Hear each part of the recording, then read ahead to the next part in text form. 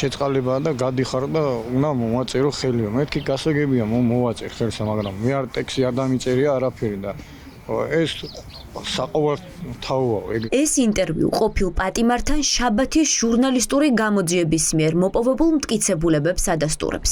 არაღიარებულმა პრეზიდენტმა მშავრდებულები ციხიდან ისე გამოუშვა, რომ მათ შეწყალება არ უთხოვიათ. რატომ გააკეთა ეს ყაველაშვილმა?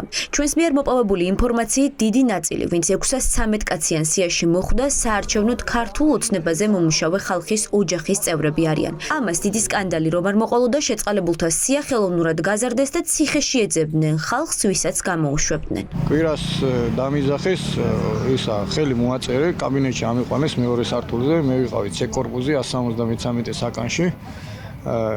ამიყვანეს უსაფრთხოების უფროსი იყო იქ ბატონი გიორგი. გვარს არ დავასახელებ, მოვაწერე ხელი და კვირას ჩამიყვანეს, სურათი გადამიღეს. დაამზადეს საბუთები და ორშაბათს გადიხარო. გიორგი ლალიაშვილი საკანს რეჟიმის პატიმარ ანტონ ჩეჩინთან იზიარებდა. მან გლდანის მერვე დაწესებულებაში 3 წელი გაატარა და პატიმრობის ბოლო 4 თვის გასვლას ელოდებოდა. შეწყალების მოთხოვნის გაგზავნას ლალიაშვილი იქამდე არ აპირებდა, სანამ პენიტენციური სამსახურის თანამშრომლებმა მას ციხიდან გაშვების გარანტიები არ მისცეს.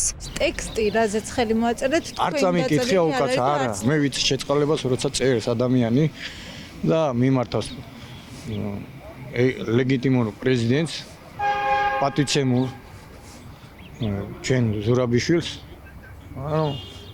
ესე მოხდა. მაინც მადლობელი ვარ, რომ გამოვედი იმისა, მაგრამ მე არავის მომხრე არა ვარ, რა სხვათა შორის, არც ერთი პარტიისა და არც მეორესი.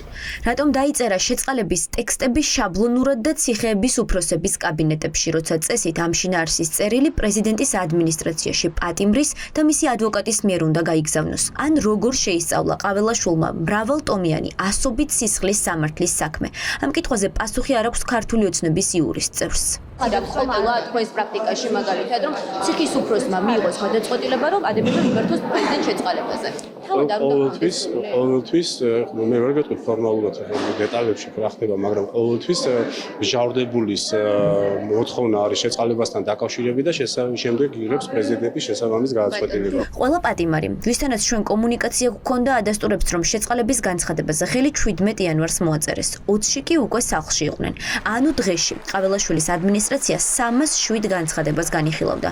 სულ რომ 16 საათიან რეჟიმში დილის 8-დან ღამის 12-მდე ემუშავათ და შესვენებაზეც კი არ გასულიყვნენ, ერთი განაცხადის განსახილველად 3 წუთი ექნებოდათ, რაც არარეალურია. გასაჯაროებული არ არის? ნუ ალბათ გასაჯარო და მე ხარ შეკეთე. კრიმინალები შეიწყალა. კრიტერიუმი იყო ის, რომ სუბუქი დანაშაულის ჩამდენი პიროვნებები შეიწყალა.